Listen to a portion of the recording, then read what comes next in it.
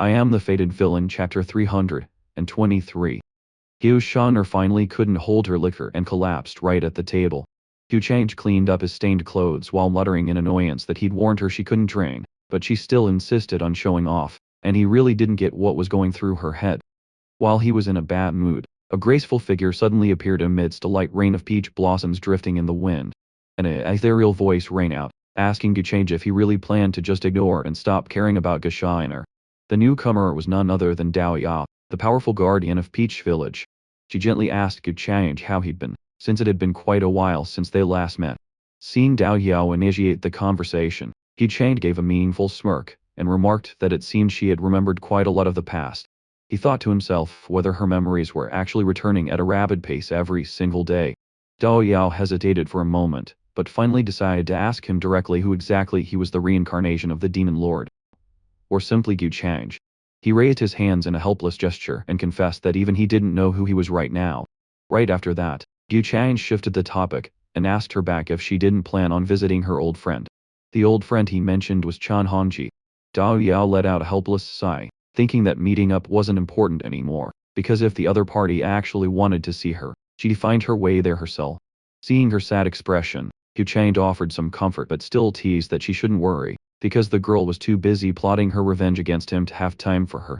Hearing this, Dao Yao still felt a bit lost, so she kept asking about what happened in the past and the source of all this chaos. Gu Chang just gave a faint smile and asked if she'd believe him if he said he didn't remember a thing.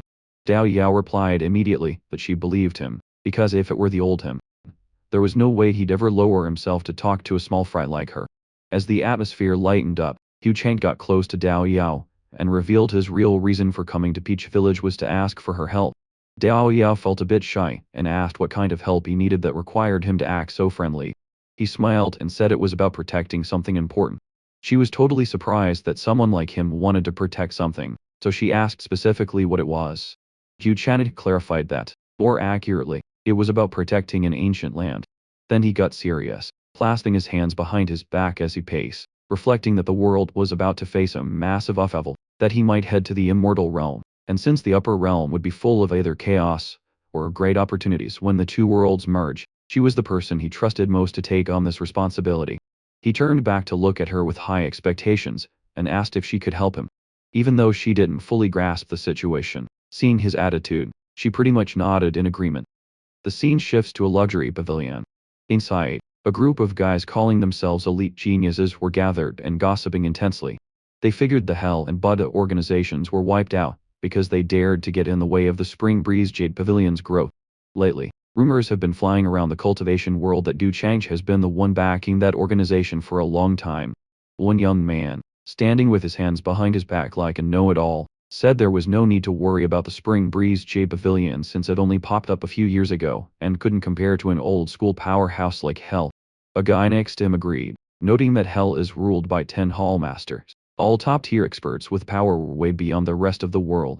At that point, the first guy turned around and seriously said there was a much bigger issue to worry about right now. Another person curiously asked what he found so serious. He lowered his voice, and asked if Gu Chang was actually the successor of the demonic arts. Then he laid out some convincing arguments, saying that in the battle against Hell, all the clans took heavy losses, and many famous elders died, yet Gu Chang came out completely unscathed, which was super sketchy. A girl heard this, slammed the table, and shouted that if you've already got a grudge against Gu Chang, you'll always find a reason to blame him even though he might be arrogant. There's no way he's the Demon Lord's successor, and she demanded real proof instead of baseless guesses. The one who fiercely spoke up for Gu Chang was none other than the princess. Seeing her sharp reaction, the guy asked her why she trusted him so much. Someone nearby whispered that since he was new, he didn't know the princess used to be Gu Chang's maid. The guy laughed it off after hearing that, assuming the princess had caught feelings for him. The whole group started mocking her, making her face turn red with anger as she declared that people who aren't on the same level can't have a long conversation. With that, she turned her back and walked away without a second glance. Another female genius standing nearby commented that she didn't get why the princess was so worried, since Gu Chang wasn't the only exceptional person in the world. The guy from earlier smirked, and said proof didn't matter, the upper realm was just jealous of Gu Chang, and everyone was just looking for a good excuse to team up against him. The other guy enthusiastically agreed that many major powers were planning to attack Gu Chang, and if he got taken down, It would be a huge win for geniuses like them. This scene cuts back to the Go family, where the vibe is also super tense. Everyone was discussing how the demonic art successor label those powers slapped on Chang was total BS, and they were obviously just using it as an excuse to get back at the family. Chang's father figured it was probably because Chang was too high a profile, taking down the Hell organization all by himself without family help, which made other powers feel threatened. Suddenly, a brilliant light appeared along with a booming voice declaring there was nothing to worry about, because Chang's actions were impressive, and as someone who values the family, he felt it was a great thing. Seeing this, the elders respectfully bowed to welcome the ancestor. The ancestor went on to say those powers were just scared of the family growing too fast, and a talent like Change would definitely stand in their way, so they wanted to take him out, and he also wondered if they really thought the Go family was a pushover. Out of nowhere, another flash of green light appeared and another family ancestor showed up looking pissed, thinking that maybe time had made those people forget the Go family's reputation. The appearance of two powerful ancestors, one male and one female, left the elders in total shock when they realized these were the 16th and 18th generation ancestors of the family. The ancestor added that if those people thought the family was easy to beat, they were dead wrong, because when the gates of longevity open and the immortal races arrive, the family is ready to fight to the end without fearing anyone. A few more ancestors showed up one by one, all united in wanting to show the world that the Go family wasn't a place you could just mess with. Seeing the seniors so determined, the elders' morale shot through the roof. Back at Peach Village, Hyoshanner finally started to wake up from her drunken stupor. She stepped outside and shouted for her masters, asking where Change was. The master in the wheelchair bluntly replied that since she was sleeping like a log, he had left a long time ago. Hyoshanner was shocked and panicked because she still had so much left to say, but he had already vanished without a trace. Somewhere else, a space portal opened in the void, and a Dai and Du Change stepped out looking incredibly imposing. A guard stepped forward to welcome them, showing deep respect for young Master Gu Cheng's presence. Gu Cheng watched him for a moment, and remarked that his face looked really familiar. The guard replied that his name was Jia Ming, and he was sent by the eldest princess to receive him. Gu Cheng wondered why the princess didn't come herself and sent him instead. The guard explained that the eldest princess was busy with important palace business, and couldn't make it in person, asking for the young master's understanding.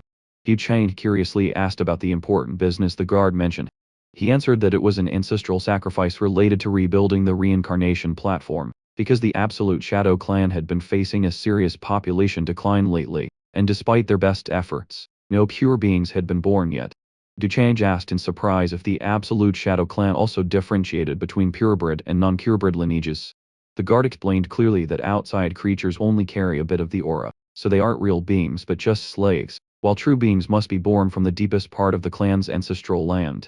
Du Change thought to himself that the Absolute Shadow origin might be deep inside, while also wondering if this had anything to do with the ancient heavenly venerate, since Princess Jianan might just be a pawn in his deep plan regarding the laws of reincarnation and life and death, making him suspect if this was all a massive trap he was plotting. In the deepest part of the ancestral land, Jianan reported to the ancestors that Gu Change had wiped out all of the ancient heavenly venerate's heirs and taken his assets, so right now only he had the ability to solve the problem, and they had no choice but to trust him. A dark voice rang out, noting that killing all the heirs proved he was a ruthless guy, and asked if they were afraid of facing heavy consequences. Someone else casually added that everything moves according to the grand trend, and while you can't go against it, you can still turn things around if you're strong enough. That person continued, saying if they could channel the aura from the other dimension, they could completely break free from all bonds to achieve transcendence. Right after that, a deep sigh echoed, expressing regret that the well water in the ancestral land was about to run dry. Jianan was totally shocked that things were moving so fast and realized why the ancient ancestors had to show up. A strange voice whispered in her ear, asserting that rebuilding the reincarnation platform was an urgent task and told her to go get Gu Chang before they opened the ancestral well. The person added that if he made any demands, she should just agree for now, and whether he could survive to enjoy it after everything was done would depend on his own skills. Jianan bowed her head slightly, and replied that she would follow the ancestors' orders. After a while, the carriage carrying Gu Chang finally touched down. Seeing him, the welcoming crowd shouted in unison to welcome young Master Cheng. Jianan led the group and gave a social smile, remarking that Gu Chang's name was now famous across the heavens and myriad realms. Gu Chang politely smiled back and asked how Princess Jianan and her crew were doing. Jianan invited him inside, saying the younger generation of the Absolute Shadow Imperial Court all admired his style, so she invited him to a banquet right away. Yu Chang smiled when he saw Jia Luo and noted that since their last meeting in the Great Yu Celestial Dynasty, the kid had improved fast, reaching the peak of the Supreme Realm. Getting praised, Jia Luo was stoked and humbly replied that his meager talent wasn't much. A day, standing nearby, gave Jia Luo a hard slap on the shoulder, and added that he had already broken through to become a Dao practitioner, while Jia Luo was still pretty weak. Hearing that blunt comment, Jia Luo immediately lost his spirit and looked down, speechless.